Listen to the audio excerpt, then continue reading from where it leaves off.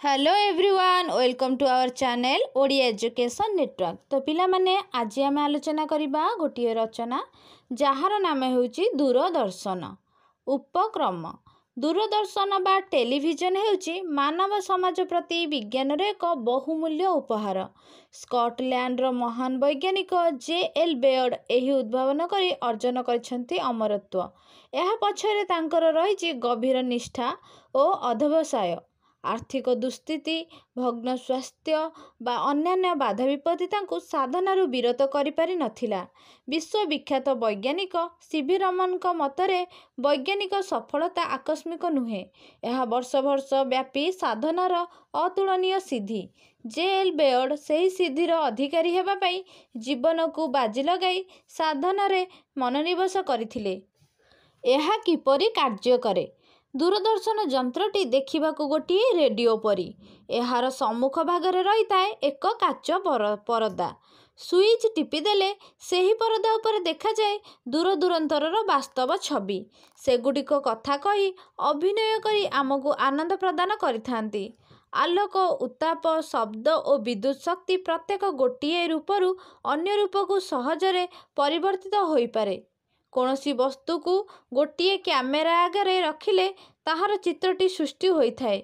चित्र को विद्युत शक्ति रे और विद्युत शक्ति को बेतार तरंग रे परिणत करी वायुमंडल को छड़ा जाए।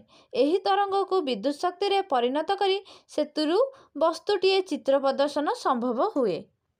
एहार उपकारिता चित्त विनोदन पाई टेलीविजन रो भूमिका विशेष गुरुत्वपूर्ण।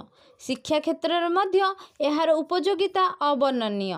शह शह किलोमीटर दूर रे थिबा प्रवीण शिक्षक मानक ठारू दूर दूरांतर छात्र माने एहा द्वारा शिक्षा पाई पारंती। सुगभीर सागर और अनंत आकाशर रहस्य भेद करी दूरदर्शन आमको देइथाए नानादी तथ्य। एहार अपकारिता दूरदर्शन जेतिकी उपकार करिथाए सही परिमाण रे एहार अपकार मध्य रहिछि। एहा क्रमे अधिक मनोरंजन धर्मी हेबा फଳରେ छात्र समाज को पथभ्रष्ट करिबारे लागिछि। रंगीन टीवीर अति निकटरे बसी रही दृश्य देखिले अनेक समय रे आखि उपरे एहार प्रतिकूल प्रभाव पड़िथाए।